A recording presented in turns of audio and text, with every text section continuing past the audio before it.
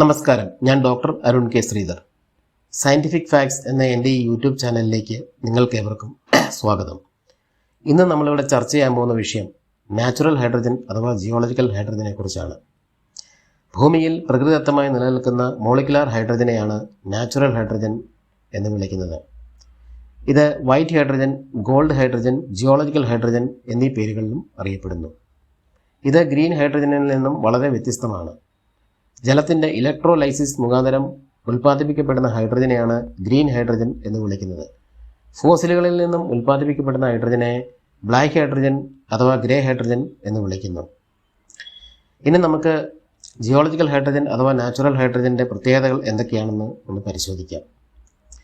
Geological hydrogen renewable ആണ്, മലിനീകരണം ഉണ്ടാക്കാത്തതാണ്. Natural ഹൈഡ്രജൻ്റെ burning വഴി താപവും ജലവും മാത്രമാണ് ഉണ്ടാകുന്നത്. ഇത് കാർബൺ ഡൈ ഓക്സൈഡ് എമിറ്റ് ചെയ്യപ്പെടുന്നില്ല. അതുകൊണ്ട് തന്നെ ഇത് ക്ലീൻ സോഴ്സ് ഓഫ് എനർജിയാണ്.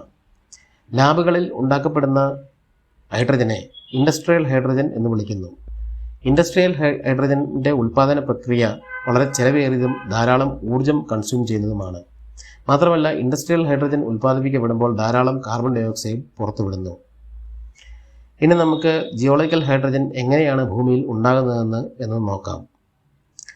മാൻഡിലിൽ നിന്നുള്ള ഡീഗ്യാസിംഗ് വഴി നാച്ചുറൽ ഹൈഡ്രജൻ അഥവാ ജിയോളജിക്കൽ ഹൈഡ്രജൻ ഉണ്ടാകാം. കടലിനടിയിലുള്ള അൾട്രാ ബേസിക് പാറകളുമായി ജലം റിയാക്ട് ചെയ്യുമ്പോൾ നാച്ചുറൽ ഹൈഡ്രജൻ ഉണ്ടാകുന്നു. മാൻഡിലുള്ള ചില റെഡ്യൂസിംഗ് ഏജൻസുമായി ജലം റിയാക്ട് ചെയ്യുമ്പോൾ നാച്ചുറൽ ഹൈഡ്രജൻ ഉണ്ടാകാം. ഭൂമിയുടെ ഉപരിതലത്തിലുള്ള പാറകളുമായി ജലം സമ്പർക്കത്തിൽ വരുമ്പോൾ ഉണ്ടാകുന്ന റിയാക്ഷൻ വഴി നാച്ചുറൽ ഹൈഡ്രജൻ ഉണ്ടാകാം. ഈ റിയാക്ഷനെ വെതറിംഗ് എന്ന് വിളിക്കുന്നു. ചില മിനറലുകളിലുള്ള ഹൈഡ്രോക്സിൽ അയോണുകളുടെ ഡീകമ്പോസിഷൻ മൂലവും നാച്ചുറൽ ഹൈഡ്രജൻ ഉണ്ടാകാം.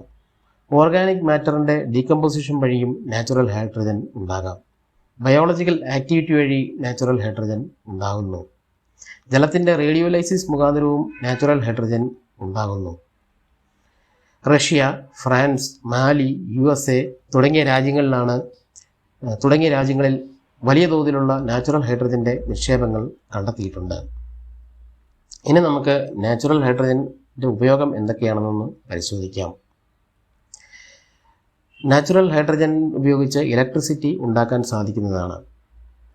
മലിനീകരണം ഉണ്ടാക്കാത്തതുകൊണ്ട് ഇത് വാഹനങ്ങളിൽ ഉപയോഗിക്കാൻ സാധിക്കുന്നതാണ്. ലോങ് ഡിസ്റ്റൻസ് ഫ്ലൈറ്റുകളിലും റോക്കറ്റുകളിലും ഇത് ഇന്ധനമായി ഉപയോഗിക്കാവുന്നതാണ്. അതുകൊണ്ട് തന്നെ ഭാവിയിലെ ഊർജ്ജോൽപാദന രംഗത്ത് നാച്ചുറൽ ഹൈഡ്രജൻ വലിയൊരു പങ്ക് തന്നെ വഹിക്കുന്നതാണ്. ഈ വീഡിയോ ഇഷ്ടപ്പെട്ടെങ്കിൽ ഇത് ലൈക്ക് ചെയ്യുക. ഇതുപോലുള്ള ഇൻഫോർമേറ്റീവ് വീഡിയോകൾ ഇനിയും ലഭിക്കുന്നതിന് വേണ്ടി ഈ ചാനൽ സബ്സ്ക്രൈബ് ചെയ്യുക. ഇനി മറ്റൊരു വീഡിയോയുമായി കാണാം. അതുവരെ നിങ്ങൾക്കെവർക്കും എൻ്റെ നന്ദി, നമസ്കാരം.